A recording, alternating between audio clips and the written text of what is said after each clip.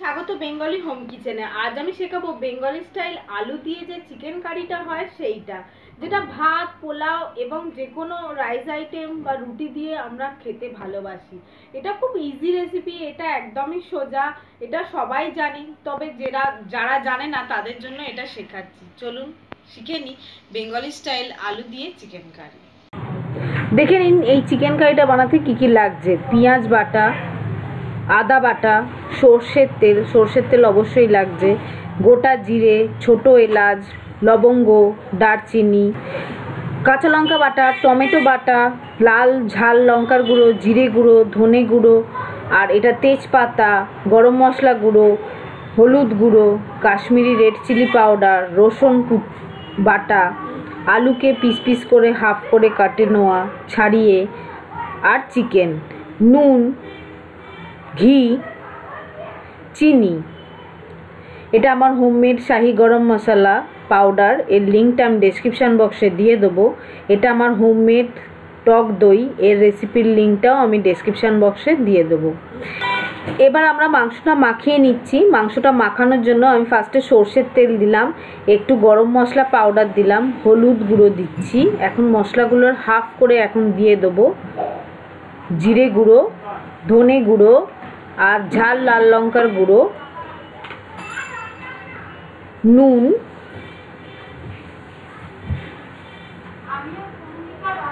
এটা কাঁচা লঙ্কা বাটা, আপনারা আপনাদের ঝাল টেস্ট অনুযায়ী ঝালটা দেবেন, আদা বাটা দিলাম,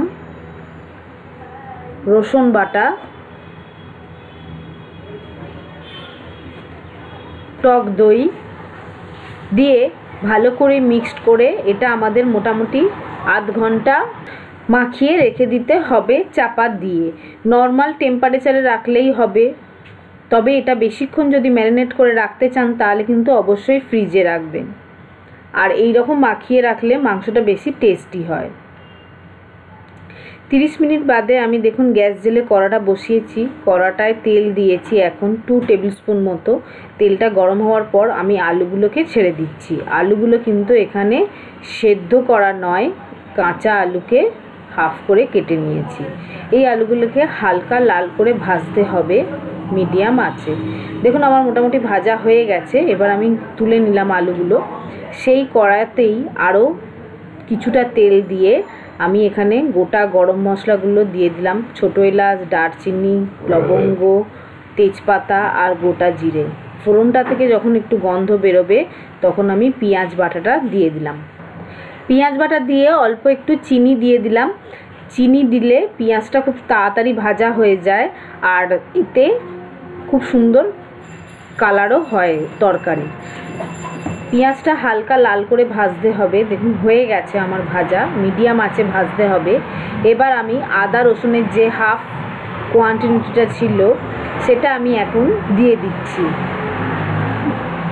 এবার সেইটা দিয়ে যতক্ষণ না গন্ধটা যাচ্ছে ততক্ষণ একটু নাড়াচাড়া করতে হবে। এবার যখন গন্ধটা চলে যাবে আমি টমেটো বাটাটা দিয়ে দিলাম। টমেটোটাকে জল ছাড়া আমি মিক্সিতে বেটে নিয়েছি। দিয়ে এটা থেকে তেল ছাড়া অবধি আমাদের মিডিয়াম আঁচে রান্নাটা করতে হবে। আর অবশ্যই আমার ইনগ্রিডিয়েন্টসের ডিটেলস ডেসক্রিপশন বক্সে দেখে নেবেন কত কী পরিমাণ দিয়েছি। দেখুন মশলাটা থেকে খুব সুন্দরভাবে তেল ছেড়ে দিয়েছে। এবার আমি শুকনো মশলাগুলো দিয়ে দেবো। হলুদ গুঁড়ো দিলাম, জিরে গুঁড়ো দিলাম, ধনে গুঁড়ো দিলাম, আর লাল লঙ্কার গুঁড়োটা দিলাম ঝাল, আর কাশ্মীরি চিলি পাউডারটা দিচ্ছি। দিয়ে ভালো করে নাড়াচাড়া করে এটা থেকেও তেল বেরোনো অবধি আমাদের রান্নাটা করতে হবে। আমি কিন্তু এই চিকেন কারিটা খুব অল্প তেলেতেই করেছি, তাও কিন্তু খুব টেস্টি হয়। এটা প্রায় সানডে স্পেশাল একটা মেল, যেটা ভাতের সঙ্গে, রুটির সঙ্গে, পরোটার সঙ্গে দারুণ লাগে। দেখুন মশলা থেকে তেল ছাড়ার পর আমি মাখানো চিকেনটা দিয়ে দিলাম। মাখানো চিকেনটা দিয়ে ভালো করে এটা আমাদের মিক্সড করতে হবে। এই সময় আপনারা পারলে গ্যাসটা বাড়িয়ে দিতে পারেন। এবার এর থেকে তেল বেরোনো অবধি আমাদের রান্নাটা করতে হবে। ভালো করে কিন্তু মিক্সড করতে হবে যাতে সব মশলার সঙ্গে আমাদের চিকেনটা মিক্সড হয়ে যায়। চাপা দিয়ে কিছুক্ষণ কুক করার পর দেখুন আপনি আমাদের অনেকটা তেল ছেড়ে দিয়েছে। এবার আমি যে বাটিটায় মাংসটা মাখিয়ে রেখেছিলাম সেই বাটিটা থেকে ধুয়ে অল্প একটু জল দিলাম। এই জলটা দিয়ে ভালো করে মিক্সড করার পর আবার এটা তেল ছাড়া অবধি আমাদের রান্নাটা করতে হবে মিডিয়াম আঁচে। এইভাবে দুবার তিনবার কষানোর পর দেখবেন মাংসটা খুব সুন্দরভাবে এই দেখুন কি সুন্দর কালার হয়ে গেছে, খুব সুন্দর কষা হয়ে গেছে। আর মাংসটাও মোটামুটি অনেকটা আমাদের সেদ্ধ হয়ে গেছে আর তেলও ছেড়ে দিয়েছে। এই পর্যায়ে হওয়ার পর আমরা আলুটা দিয়ে দিলাম। আলুটা দিয়ে এবার আমি পরিমাণ মতো নুন দেবো, কিন্তু আপনারা মাথায় রাখবেন মাংস মাখানোর সময় কিন্তু আমরা অল্প একটু নুন দিয়েছিলাম। এবার নুন দিয়ে ভালো করে এটা মিক্সড করতে হবে। মিক্সড করার পর আমরা অল্প একটু জল দেবো। সব সময় কষানোর সময় তেল বেরোনো অবধি কিন্তু ভালোভাবে কষাবেন। দেখুন খুব সুন্দরভাবে মশলা থেকে আমাদের মাংস থেকে তেল ছেড়ে দিয়েছে। এবার আমি 1 কাপ মতো জল দিলাম। 1 কাপ মতো জল দিয়ে ভালো করে এটা মিক্সড করছি। মিক্সড করার পর আমি কাঁচা লঙ্কা দিলাম আমার টেস্ট অনুযায়ী, আপনারা আপনাদের টেস্ট অনুযায়ী ঝালটা দেবেন। চাপা দিয়ে এটা মোটামুটি মাংস আর আলু সেদ্ধ হওয়া অবধি আমাদের রান্নাটা করতে হতো। দেখুন আমার আলু আর মাংস সেদ্ধ হয়ে গেছে। এটা মোটামুটি 7-8 মিনিট আমি ফুটালাম। ফোটানোর পর সেদ্ধ হয়ে গেছে। এবার আমি গরম মশলা গুঁড়োটা আর ঘিটা ওপর থেকে ছড়িয়ে দিলাম। আমার কিন্তু মাংস একদম রেডি, আর আমি ঝোল শুকোবো না।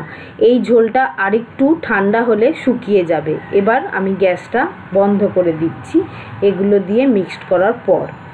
বন্ধ করে ওপর থেকে ধনেপাতা ছড়িয়ে চাপা দিয়ে কিছুক্ষণ রেখে দেবো। কিছুক্ষণ বাদে আপনাদের পরিবেশন করে দেখাচ্ছি।